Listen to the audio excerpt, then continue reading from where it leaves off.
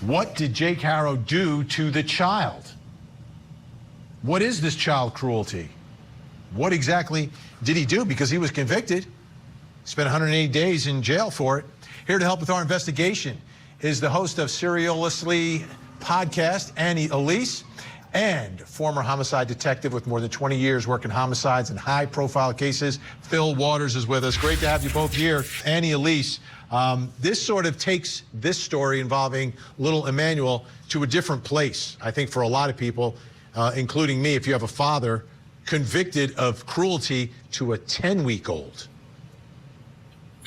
Absolutely, and it's not only just the conviction, but it's everything that happened in that incident. As you mentioned, it was back in 2018, and he and his ex, Vanessa, had conflicting stories because essentially they turned on each other. He had said that when she dropped him off at the house after work that day, he felt like the baby was running warm, so he took the baby's temperature. It was between 99 and 100, chose to give her the bath, and that's when he dropped her. But he said he didn't notice any injuries once he dropped her.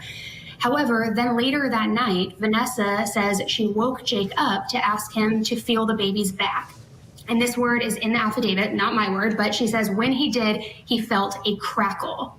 So because the baby wasn't nursing, they took her to the hospital. And as you mentioned, the injuries, the healing fractures, the acute fractured rib, the brain hemorrhage, all of that, what makes it so much more darker is that after the hospital, reportedly when Jake returned home, his sister had opened his iPad and his browser tab, and the last search in that iPad was how to feed a baby with broken ribs. And that search took place allegedly before the hospital visit, which Jake claims he did not make that search. But how do you know she has broken ribs before you even take her to the hospital? It's just very, very dark, and we can see a pattern here. Fortunately, this little girl survived, and she reportedly has been adopted by his ex-wife's cousin. But she was born.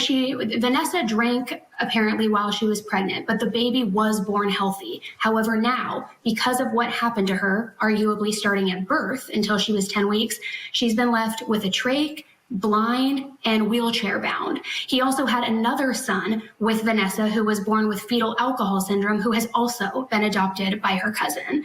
And it just shows a level of irresponsibility, recklessness, endangerment. And so now that Emmanuel is missing and things aren't adding up in their story, of course, you're going to go to the pattern and the history. Yeah, and I believe he's on parole as well. Okay, great news. Annie Elise, Phil Waters staying with us. Up next,